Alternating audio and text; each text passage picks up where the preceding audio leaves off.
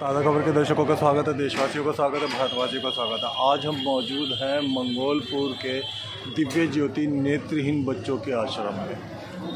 आज यहाँ पर एक धार्मिक कार्यक्रम होने जा रहा है। आइए हम आपको अंदर के दृश्य दिखाते हैं। आज बहुत ज़्यादा पवित्र दिन है। इस आश्रम में ढेरों नेत्रहीन बच्चे मौजूद हैं और ये वो लोग हैं जिन्होंने इस आश्रम को अपने पाँव पे खड़ा करने में मदद करी है।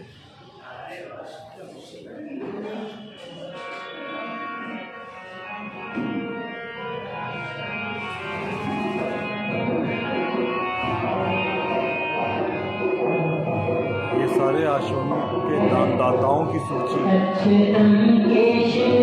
और ये हम पहुंच गए आश्रम के अंदर।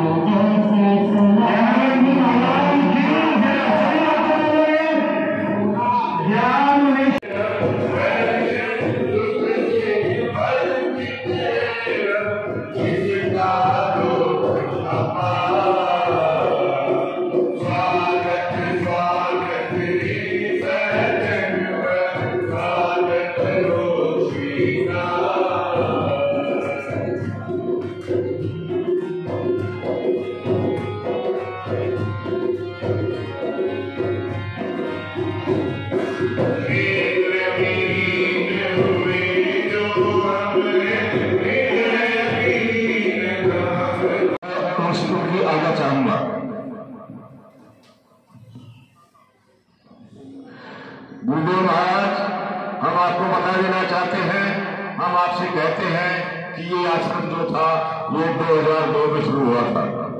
पहले ये किराए की बिल्डिंग थी, लेकिन अपनी बिल्डिंग में ये आश्रम ये संस्था 2008 में आई।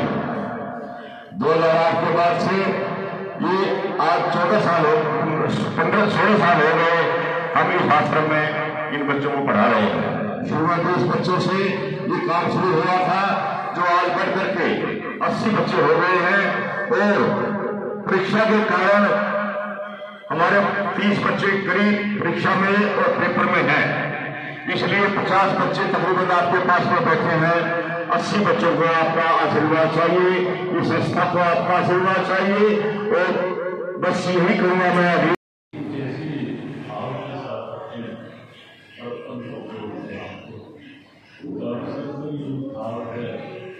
ये दृश्य है और सच बात ये है कि मानसिक संतुष्टि जो इस रूप में किसी सेवा भाव सद्भाव से जोड़कर मिलती है वो ऐसे करोड़ों रुपयों से भी नहीं होती। वो बहुत कुछ खा के भी नहीं मिलते, बहुत बड़ी कोटियों में रहते भी नहीं मिलते। खर्च करके जो अच्छे से अच्छा कार्य को जीव के स्वास्थ्य के लिए और उसी समय बाहर यदि कोई भूख से पेट में आता मिल जाए और उसको 5,000 नहीं केवल 50 रुपये का कुछ ले करके उसको अपने सामने खिला देना, उसकी भूख मिटा देना, उसके चेहरे से उभरा चेहरे पर उभरा संतोष देखना और फिर अपने मन से पूछना कि 5,000 खा के अधिक शांति और संतुष्टि मिली या कि 50 रुपये खिला कर। लेकिन धृतराष्ट्र के साथ समस्या ये थी कि उसकी बाहर की आंख नहीं थी, लेकिन उसने अपनी अंदर की आंख को भी बंद कर रखा था। मोह की पूरा करने में उसको समर्थन देता है, तो अंदर की आंख नहीं खुली थी और इसलिए धृतराष्ट्र कभी भी गौरव नहीं पा सका और पूरे महाभारत युद्ध का सबसे मुख्य कारण धृतराष्ट्र की वह सोच थी। फिर दूसरी ओर अपने भारत की संस्कृति में ऐसे भी उदाहरण है।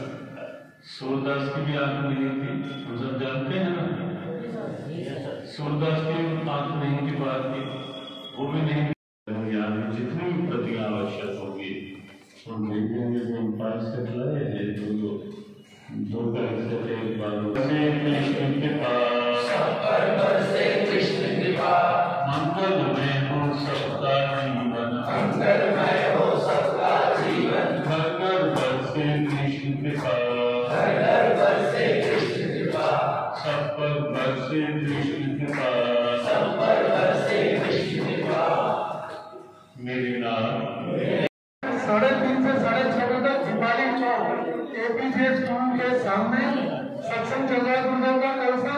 आप सभी से निवेदन है इस कार्यक्रम में आप अवश्य पधारें। 3:30 से 6:30 दीपाली चौक चतरा टाइम, सभी से निवेदन है उस कार्यक्रम में अवश्य आए। North act blind and welfare education society में मौजूद है संस्था के विषय में, और यहाँ दिव्य ज्योति आश्रम के विषय में जल्दी आपको प्रधान जी बताने जा रहा है। प्रधान जी बहुत बहुत स्वागत है आज के कार्यक्रम में। संस्था के विषय में बताएं। ये संस्था 2002 से चल रही है और 2002 से 2008 तक ये किराए की भूमि में बुद्ध विहार में चली। उसके बाद में 2002 के बाद में हमने एक चंदा इकट्ठा किया और 2007 में इसका भूमि पूजन किया श्री रामगोपाल। और ये बिल्डिंग जो थी पहले सुंदर बनी थी, लेकिन 7 साल के बाद में इसके दरवाजे खिड़कियां जर्जर हो गई थी, टाइल भी सारे हो गई थी। इसको हमारी संस्था आने के बाद में हमारे महामंत्री जी यहाँ पर बहुत ही काबिल है, बहुत ही योग्य है, बहुत ही मेहनती है। उनका मार्गदर्शक भी हमको मिला। साथ में ज्ञान जी हमारे बैठे हैं, ये हमारे संस्था के मुख्य संरक्षक हैं। और इसकी जो नींव जो शुरू में रखी थी वो डॉक्टर रामचंद्र गुप्ता ने रखी थी, जो आज वृंदावन में जीवन यापन कर रहे हैं। उनके छोटे भाई रमेश गर्ग यहाँ पर बैठे हुए हैं, वो भी संस्था में वो है, ये संरक्षक हैं। भारत के महान संत ज्ञानानंद जी यहाँ बता रहे हैं आज के कार्यक्रम के विषय में बताएं। बड़ी खुशी है कि आज हमारे ज्ञाना मनीषी श्री ज्ञानानंद जी महाराज ने हमारे इस आश्रम में आना स्वीकार किया। वह हमारे बीच में ना केवल प्रवचन दिए बल्कि बच्चों को अद्भुत शक्ति की प्रेरणा दी। उन्होंने कुछ गीता की किताबें भी दी बच्चों के लिए, नेत्रहीन बच्चों के लिए। जो नेत्रहीन बच्चों की भाषा जो होती है ना, ब्रेल भाषा, उस भाषा में है ब्रेन लिपि, वो है बहुत अच्छा है। और मुझे यहाँ ये भी बताते हुए बहुत गर्व महसूस हो रहा है कि हमारी संस्था के संस्थापक अध्यक्ष डॉक्टर रामचंद्र गुप्ता जी ने इसका शुरुआत की थी कुछ साथियों सहित।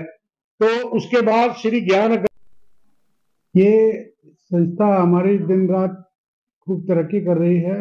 हमारी जो मैनेजमेंट पिछले 6 साल से चल रही है, ये खासकर भाई साधुराम जी जो हमारे अध्यक्ष हैं, नरेश बंसल जी जो हमारे महामंत्री हैं, बहुत मेहनत करके पूरी बिल्डिंग नरेश जी ने जो बनाई है वहाँ पे थोड़ी देखने लायक बिल्डिंग 400 गज में बनी है। उसमें नीचे के पोर्शन में हम लोग, जैसे कि प्लान भाई नरेश जी ने बताया कि हम नीचे कैटरेट का ऑपरेशन, आंखों का फ्री ऑपरेशन गरीबों के लिए करने की हमारा प्लान है। और ये सब सभी ट्रस्टियों के, सभी मैनेजमेंट के सहयोग से ही कर रहा है। गवर्नमेंट से ना हम कोई उम्मीद रखते, ना हम करना चाहते। ज्ञान जी, परोपकार के कार्यों का सामने आना भी जरूरी है प्रेरणा के लिए। क्या क्या फैसिलिटी यहाँ पे नेत्रहीन बच्चों को दी जाती है? देखिए फैसिलिटी, संस्था से शुरू से जुड़ा हुआ हूँ, संस्थापक में से मैं एक हूँ। इस संस्था ने डे बाय डे बहुत प्रोग्रेस किया है। शुरू में हम किराए के मकान में ही रहते थे, ये चलाते थे। उसके बाद हमने ये संस्था में यहाँ शुरू किया। अब नई संस्था हमारी UR2 पे बन रही है, जो बहुत बड़ी जगह 2300 गज के करीब और उसमें भवन हमारा लगभग तैयार हो गया है। उसका हम फरवरी में उम्मीद है कि हम उसका उद्घाटन कर दें।